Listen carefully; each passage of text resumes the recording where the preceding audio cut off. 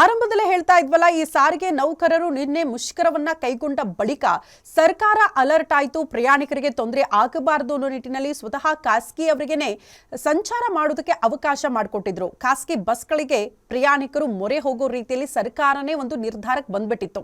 ಈ ಸಾರಿಗೆ ನೌಕರರ ಮುಷ್ಕರಕ್ಕೆ ಖಾಸಗಿ ನೌಕರರು ಕೂಡ ಸರ್ಕಾರದ ಮಾತು ಕೇಳಿಕೊಂಡು ನಿನ್ನೆ ಬಹುತೇಕ ಬಸ್ಗಳು ರಸ್ತೆಗಿಳಿದಿತ್ತು.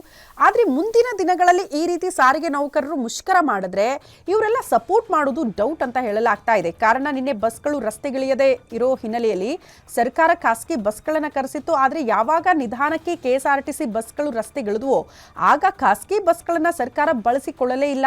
ಇದರಿಂದ ನಮಗೆ ಬಹಳ ನಷ್ಟ ಆಗಿದೆ.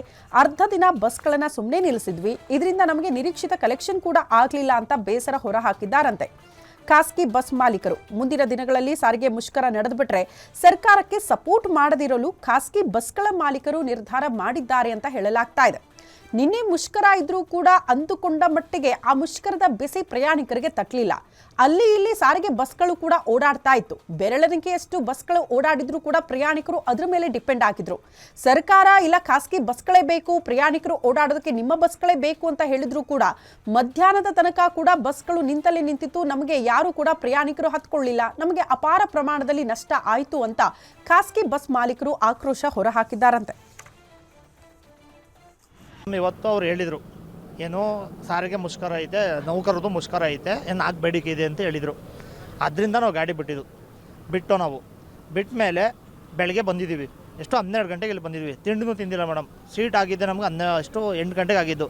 12 ಗಂಟೆಲಿ ಬರೋಕ್ಕಾಯಿತು. ಬಂದ್ಬಿಟ್ಟು ತಿಂಡಿನೂ ತಿಂದಿಲ್ಲ ಮೇಡಮ್. ನಾವು ಇನ್ನೂ ಇಲ್ಲಿ ವೆಯ್ಟ್ ಮಾಡ್ತಿದ್ದು. 4:15 ತಿರ್ಗಾ ಬಸ್ ಬಿಟ್ಟವ್ರೆ. ನಮ್ಗೆ ಎಷ್ಟು ಲಾಸ್ ಮೇಡಮ್? ಆ ಕಡೆಯಿಂದ ಬಂದಿದ್ದೀವಿ, ಈ ಕಡೆಯಿಂದ ಏನೂ ಇಲ್ಲ. ಖಾಲಿ ಹೋಗ್ಬೇಕು ಅಂದರೆ ಆ ಕಡೆಯಿಂದ ಬಂದರೆ ಡೀಸೆಲ್ ಕಾಸಿಗಾಗೈತೆ ನಮಗೆ.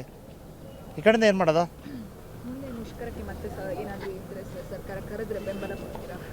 ಮೇಡಮ್? ಅವರು ನಮಗೆ ಫಸ್ಟ್ ನಮ್ಗೆ ಇದು ಮಾಡಿಕೊಡ್ಬೇಕು, ಹೇಳಬೇಕು ಈ ಥರ ಮಾಡಿ, ನೀವು ಈ ಥರ ಮಾಡಿದ್ರೆ ಈ ಥರ ಆಗುತ್ತೆ ಅಂದರೆ ಮಾಡ್ತೀವಿ ಮೇಡಮ್. ಸರ್ಕಾರದಿಂದ ಇಲ್ದವ್ರನ್ನ ಮಾಡಲ್ಲ ಮೇಡಮ್, ಬೆಂಬಲ ಕೊಡಲ್ಲ ಮೇಡಮ್. ನಾವು ಕೊಡಲ್ಲ, ಬೇರೆ ಯಾರು ಕೊಡ ಇಲ್ಲ ಮೇಡಮ್, ಬರೋಕ್ಕಲ್ಲ ಮೇಡಮ್.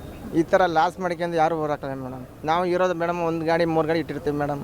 ಲಾಸ್ ಮಾಡ್ಕೊಂಡು ಬಡ್ಡಿ ಕಟ್ಕೊಂಡು ಲೋನ್ ಕಟ್ಕೊಂಡು ಟ್ಯಾಕ್ಸ್ ಕಟ್ಕೊಂಡು ಎಲ್ಲ ಮಾಡ್ಕೊಂಡು ಬರೋಕ್ಕಾಗಲ್ಲ. ಈಗ ಇವತ್ತು ಒಂದಿನಕ್ಕೆ ಆಗಿರೋ ಲಾಸ್ ನಮಗೂ ಗೊತ್ತು, ಸರ್ಕಾರಕ್ಕೆ ಗೊತ್ತಿಲ್ಲ ಎಷ್ಟು ಲಾಸ್ ಐತೆ ಅಂತ ಮೇಡಮ್. ಇವತ್ತು ಗಾಡಿ ತೆಗೆದಿರೋದು ನಾವು ಈಗ 10,000 ಲಾಸ್ ಆಯ್ತು ಮೇಡಮ್. ಈ ಡ್ರೈವರ್ ಸಂಬಳ ಎಲ್ಲ ಸೇರಿ ಟೋಲೆ ಸೇರಿ 10,000 ಲಾಸ್ ಆಗಿರುತ್ತೆ ನಮಗೆ ಗಾಡಿ.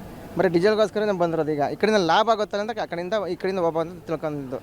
ಇದು ಲಾಸ್ ಆಯ್ತು. ಮತ್ತು ಡ್ರೈವರ್ ಕೈಯಿಂದ ಸಂಬಳ ಕೊಡಬೇಕಾಗತ್ತೆ ನಮಗೆ, ಡ್ರೈವರಿಗೆ ಮತ್ತು ಕಂಡಕ್ಟ್ರಿಗೆ. ಮತ್ತು ಬಂದರೂ ನಂಗೆ ಗಾಡಿ ಮೂವ್ ಆಗಿರೋದು ಟೈರು ಎಲ್ಲ ನಮಗೆ ಎಲ್ಲ ನೋಡ್ಬೇಕಾಗತ್ತೆ ಮೇಡಮ್. ಅಂದರೆ ಮಾತು ಬರ್ತೈತೆ ಮೇಡಮ್.